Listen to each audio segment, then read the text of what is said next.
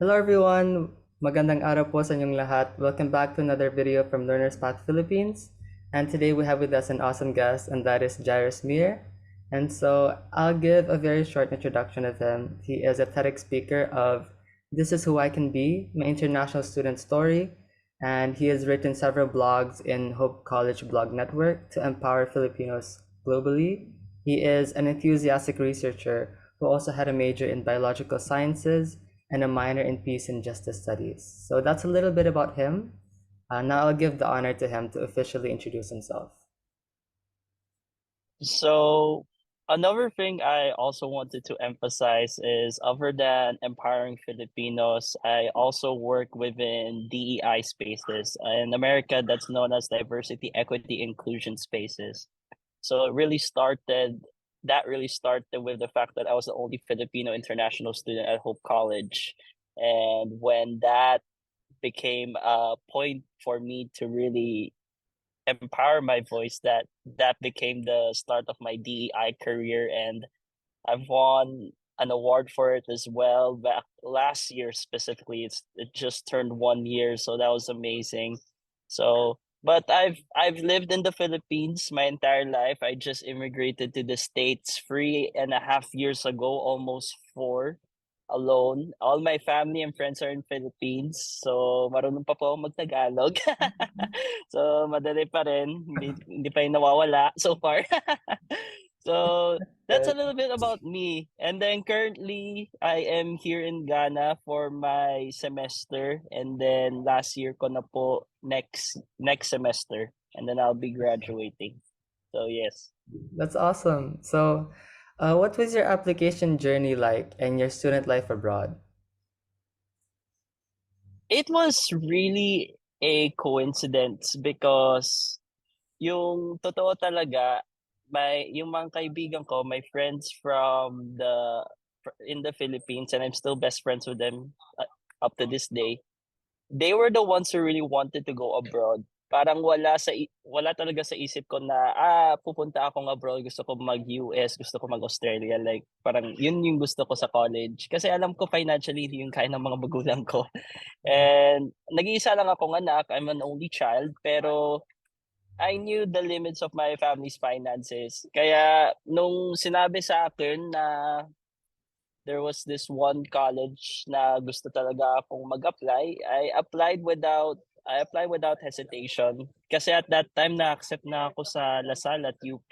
So wala na akong choice. Parang andito na eh. Actually, UP talaga dapat talaga ako eh. Pero for some reason, yung college ko right now, Hope College, really wanted to fund me. And so because of my credentials nung high school at saka nung mga scores ko siguro and like my other projects back then, ayun, napapunta ako sa US, and then that pretty much started my entire career that I did not expect would develop into something like this. I will be honest. Hindi ko talaga to inasahan. I didn't even know I was going here too until last January. So, yes. But that's amazing how you've come so far right now from the Philippines and then abroad, and then you're still in touch with your friends back home. But I'm Yeah. sure that you've had your share of cultural differences in the Philippines and Michigan. So how did you deal with that? How did you deal with cultural differences as a Filipino? Definitely, it was about listening. Yun kasi yung strength ko as a person. Tahimik ako. I wouldn't say I'm introverted. I wouldn't say I'm extroverted. I focus a lot on a person. So, mahilig lang talaga makinig, like really listening to conversations, like the way people communicate, the way people acted, what was around me. Like, lahat yun nakikita ko eh. So, parang from that na realize ko na yun na talaga yung point na nasa iba talaga akong mundo. Nasa iba na akong lalawigan, hindi na ako sa Pilipinas, wala na talaga ako. So from that point, doon ko na dinevelop yung mga iba't iba pang aspeto ng kultura, like ano ba kinakain, lahat ng mga different aspects of culture that I can think of. It really started with just listening, and then use your five senses pretty much. Parang Yeah. ano nakikita mo. And then from there, I really wanted to delve into difficult conversations. So sa Hope College kasi, I was part of this program called the Phelps Scholars Program, and I'm very thankful for that program because that program made my future friendships and pretty much enlightened and really sharpened my cultural curiosity, my intellectual curiosity as well. Kasi lahat ng students sa programang yun, mga international students or mga estudyante na may iba't ibang kultura. So mix, for example, Filipino-American or Mexican-American or kahit ano pa. So it definitely was that program that really sparked all the difficult conversations. Like we would talk about, imagine mo ha, on a Friday night, mag-uusap kami about gender and politics habang kumakain kami ng mga Doritos o kahit ano. Pero parang at the same time, parang hindi mo isipin yun ang gusto mong gawin on a Friday night, Mm. I'll be honest. Kasi kung ako naman, tatanungin, gusto ko manood ng sine o mga Yeah. potluck, ganun. Pero those were the moments that I think I'll never forget. Like, I have never thought of politics because politics in the United States kasi hindi naman ako Amerikano. But the fact that I had context to that, I had a conversation about it that of course made me uncomfortable at first Mm. was definitely something that enlightened me. So it's really embracing being uncomfortable too. Definitely was a piece to navigating those cultural differences. Yeah. So obviously I navigated through listening, through observing what was around me, really delving into spaces that were really difficult for me, that would push the conversation. And also just having an open mind as well. Kasi hindi lang naman isang perspektibo yung isang bagay eh. Yes. Nothing in the world has just one perspective. Everything has a different perspective. Everything has a different angle. So, yun yung mga ways na kung paano ko na-navigate yung cultural difference sa States, being a Filipino. Yeah, that's great, and it's amazing that you said embrace being uncomfortable and delve into spaces that you would never think you'd want to be in. But other than that, I know that you've had a lot of difficulties as well. And when I was reading your post, you seem to have a really strong love for your family. And I also empathize with that because I have a sister who's in Canada right now, and the difference time zone is it's a lot. So how did you go about with that? Like how did you manage to communicate with your loved ones back home? And is there a way to overcome this barrier? I, like at first it was hard to accept. Kasi as I mentioned, I'm an only child. Nag-iisa akong anak. So the fact na yung isang nilang anak, actually yung papa ko, my dad was really hesitant. Especially during COVID pa yun when we had to make the decision. Kasi paano pag may nangyari sa akin? Kasi everything, I mean, Filipino culture is very collectivist. Lahat ginagawa kasama ang pamilya, kasama ang ibang tao. Like, kung kailangan ng tulong, may tutulong sa'yo. In America kasi, I thought I was going to have that same cultural mindset, pero hindi eh. And so, definitely one of the things that made me realize how to communicate better with my family is make sure na pagkakausapin mo sila, meron kang story all the time. May nakita kang ganito because it keeps the relationship alive all the time. Kasi sometimes, like don't get me wrong, pinagkwekwentuhan rin naman ako ng mga mga pinsan ko, mga relatives ko sa Pilipinas. Minsan magluluto pa si mama ng ano niya, ng dinuguan o kahit ano man, mga spaghetti. Pero the way that the way that I tell those stories, because I consider my parents as a safe space. I consider them as people who I can tell anything and not feel judged. Especially being in the United States, hindi mo kasi pwede isabi lahat na lang eh. Yeah. There come to a point na pwede kang, like, judgment is normal pero parang ibang extent, kumbaga. So from that point too, it made me vigilant of my words as well. Like minsan sasabihin ko sa parents ko, sa mga kaibigan ko sa Pilipinas, like they won't even know what racism is. Like what is it? It's just a division of black and white, but there's more to that. And so definitely having engageful conversations with your loved ones. And even if they're uncomfortable, like I said, okay lang yun.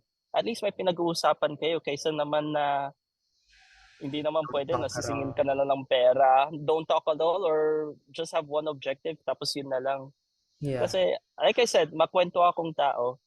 And definitely that kept the conversations alive with my parents. I mean, yes, the time difference is huge, but if you're really committed to a conversation, you can really make the time for it, no matter what intention you may have. So, ayun. Word, yeah. Yeah. And talking about that, talking about loved ones in the Philippines as well, especially being abroad, right? They have a lot of Yeah. expectations for you. So, how do you balance fulfilling people's expectations of you and also taking care of yourself? Because you're in a new country now, you want to take care of yourself, but how do you fulfill others' expectations of you with that? Until now, I think I don't know the answer. No, I think it's really it's really thinking about, kasi in college kasi, at least for me right now, it's still a journey. Kasi yung bata ako, gusto ko talaga maging doktor. Pero na-realize ko nung first year ko na parang hindi ko talaga to gusto. And I get that because yung yung yung pangarap ko talaga na gusto ko maging doktor was just a societal pressure to me. And at that time, parang hindi ko pa alam kung paano i-navigate yung mga pressures na yan at such a young age. Mhm. But as well, I've had the independence that I've been given of. I try to take advantage to really develop myself, think of myself for just a quick minute. Hindi naman sa punto na kakalimutan mo na lang lahat ng mga kaibigan mo, mga pamilya mo. Like, of course not. It's just like you need a moment to yourself to really just stop, pause, and think about what you're doing in your life right now. I had that moment nung second year ko. My grandfather died at that time, and definitely it really affected me kasi hindi ako naka-attend ng libing, wala ako doon. I was the only one in the family who was not there. Kaya inisip ko lang sa sarili ko na kailangan ko talaga pag-isipan yung mga ginagawa ko sa buhay. Because at the end of the day, people will come and go. Kaya importante talaga na time is of the essence. Because minsan kasi sa mga punto ng buhay natin, hindi natin alam kung kailan dadating yung mga gusto natin o hindi. Mga opportunities, mga troubles, lahat yan may purpose yan eh. And that depends on how you view it. Can be from a religious standpoint, can be from a professional standpoint. So it's definitely just thinking about yourself for a quick minute. Hindi mo na kailangan ng isang araw, just like a few minutes of your day. Taking care of yourself too. Yun, mahirap yun talaga sa akin as well. Like, developing habits that not necessarily you just want to achieve a certain goal, but also focusing on the systems. Yung mga ginagawa mo sa araw-araw mo para ma-achieve mo yung goal na yun. Like, for example, gusto ko makawala ng ilang pounds. Like, that's just a goal. Pero kailangan mo mag-focus dun sa systems na yun. And through that systems, you will see yourself develop in good ways and bad ways. Di naman ang buhay puro linear eh. Merong punto na parang magkukurba muna tapos aakyat ka. And I've had my share of ups and downs as well being an international student. So, yun yung ways na parang nababalanse ko at nababalanse ko yung expectations ko at expectations ng iba sa mga while I also take care of myself. So, yun yung mga ginagawa ko and how my mindset really is. So, yun. Yeah. I think even though you say that you don't know, but it's affected me in a way that I think I've learned something from that. So thank you for that.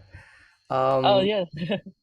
and lastly, do you have any last minute advice for any young Filipinos out there, especially aspiring international students? Always be curious. Sabihin mo sa, like, kasi sa Philippines kasi I get our culture is not very parang United States na sobrang daming kalayaan, madaming freedom na lang palagi pwede mo sabihin, gawin ang gusto mo sa buhay. Pero continue to be curious in a way na parang may nakikita ka, pag-isipan mo mabuti, bakit ba ganito to? Ano ba pwede kong gawin para pag-isipan ko ng iba yung ganitong bagay? Definitely trying to be curious really brings a lot. It brought me until here to Africa.